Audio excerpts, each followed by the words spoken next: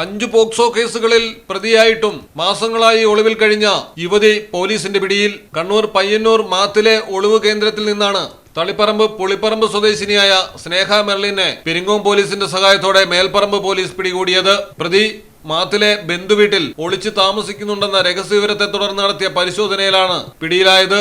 തളിപ്പറമ്പ് സ്റ്റേഷനിൽ മാത്രം സ്നേഹയ്ക്കെതിരെ 3 പോക്സോ കേസുകളുണ്ട്. കാസർഗോഡ് 16-കാരിയെ പീഡിപ്പിച്ച കേസാണ് ഏറ്റവും ഒടുവിലത്തേത്. ഈ കേസിലാണ് മെർലിൻ അറസ്റ്റിലായിരിക്കുന്നത്. കൗമാരക്കാരായ 2 ആൺകുട്ടികളും സ്നേഹയുടെ ലൈംഗിക വൈകൃതത്തിന് ഇരയായവരിൽ പെടുന്നു.